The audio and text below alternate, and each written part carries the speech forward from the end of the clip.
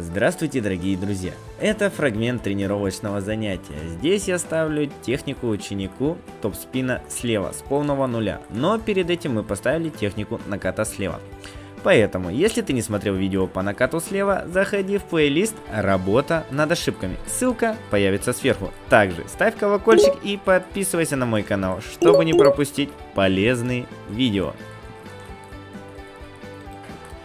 Первое. Мы начинаем с ощущения зацепа. Начинающему игроку тяжело выполнить зацеп с первого раза. Для этого необходимо сделать подводящие упражнения, с помощью которых он сможет почувствовать этот зацеп. Но надо сразу обратить внимание на широту замаха и работу кисти. Во-первых, она фиксируется на замахе и по окончанию движения, чтобы она не разбалтывалась и точно передавала ускорение на мяч, а также не уходила никуда в стороны. Самое простое упражнение и самое полезное — это игрок бросает мяч себе об половину и пытается дернуть мячик настолько резко, чтобы было слышно, как работает накладка. Обычно она чпонькает, а не звенит основание, когда появляется глухой стук во время удара. И соединить этот звук с ощущением при касании, тогда появится правильное понимание зацепа. После того, как ученик начал цеплять мяч, я усложняю задание, и задача уже зацепить приходящий мяч, сделать зацеп по плоской подаче. На самом деле, с первого раза это тяжело выполнить, потому что игроку надо соотнести скорость полета и степень ускорения на мяче, а также еще правильно замахнуться и остановить кисть после удара.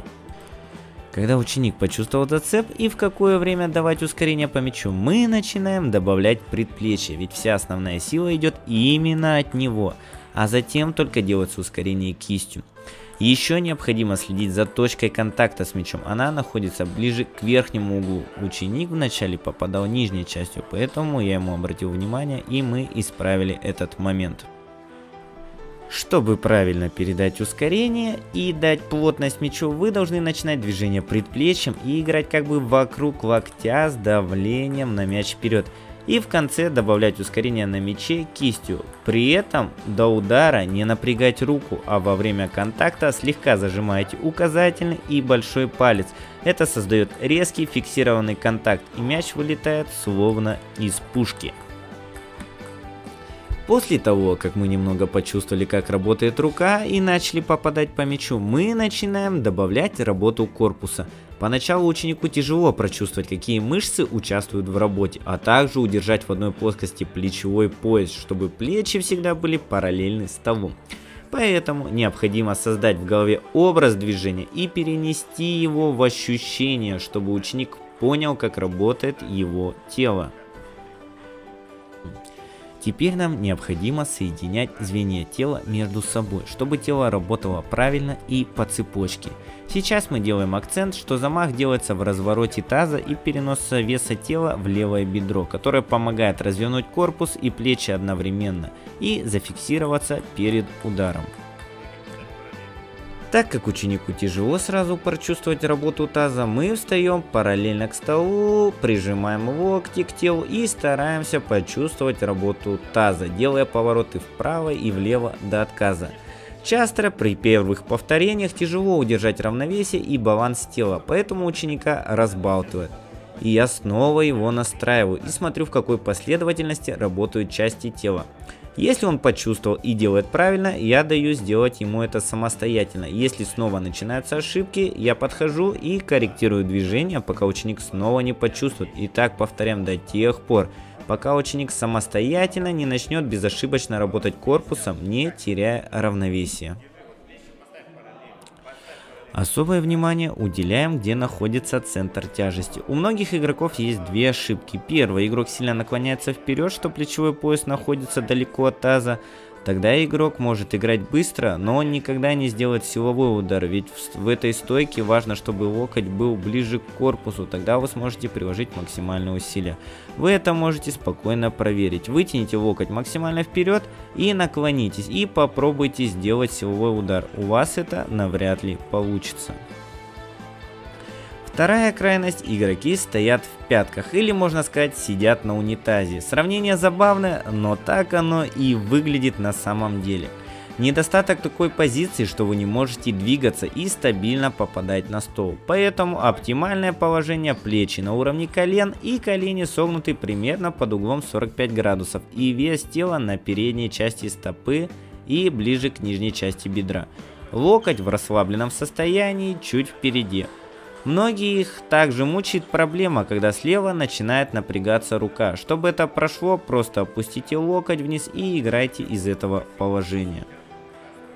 При игре слева есть два типа работы ног. Первый — это через подседание. Такой тип используется для скоростной игры со стола, и у игроков обычно нет задачи сыграть сильно и плотно. Так в основном играют девушки, ведь у них часто игра идет на очень быстрых скоростях у стола.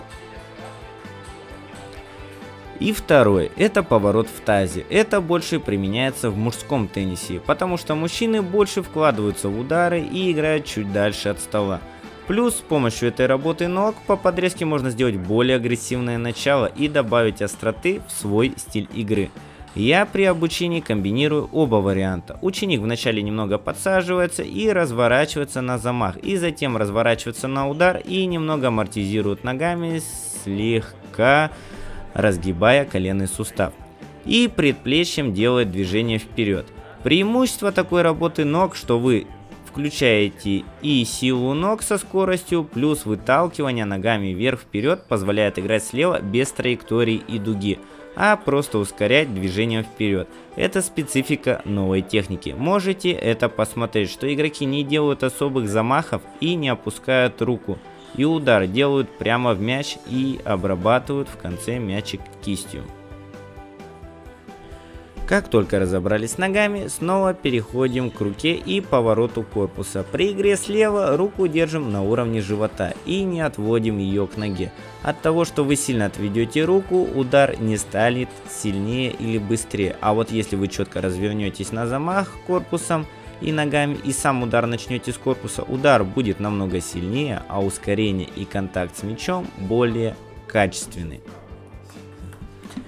После поворота на мяч энергия вначале передается от ног в корпус, затем от корпуса в предплечье, и вы им начинаете вдавливать мяч вперед. И перед тем, как только окончить движение, делаете ускорение кистью и даете направление удару. И самое главное, фиксируйте кисть в конце удара. Это сразу же делает движение четким, и мяч летит плотнее и быстрее, нежели она у вас будет болтаться, как колбаса. Угол ракетки слегка приоткрыт, и стремимся, чтобы контакт был и основанием, и накладкой. Тогда удар будет более бронебойным, чем простой зацеп по шапке мяча. Когда все это повторили и почувствовали, начинаем шлифовать движение полностью, от ног до окончания удара кистью, и пытаемся, чтобы удар выполнялся легко и без зажимов. И удар происходил по инерции, чтобы контакт с мячом был словно вы ударили хлыстом по воздуху.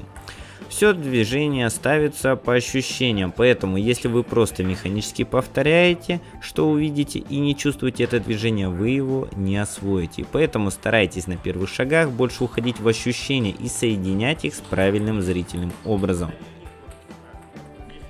Еще один момент: крайне рекомендую не копировать технику топовых спортсменов. Почему? Если вы начинающий спортсмен и только начали осваивать топ слева или его корректировать, вам необходимо прочувствовать многие моменты и изучать их шаг за шагом.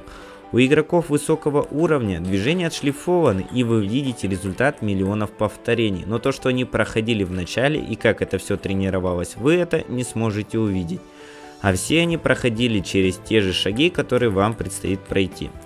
Это первая часть тренировки, где мы только научились попадать по мячу с точки, используя ноги и корпус. Во второй части я вам расскажу специфику удара при перемещении, как разработать замах на опережение и зачем это надо. Также как меняется движение в зависимости от зоны. И почему тяжело использовать топс в игре, если вы все попадаете у стола на тренировке. Если тебе казалось это видео полезным, ставь лайк, ставь колокольчик и подписывайся на мой канал. Также делись с друзьями, и мы вместе поможем начинающим обучиться игре в настольный теннис.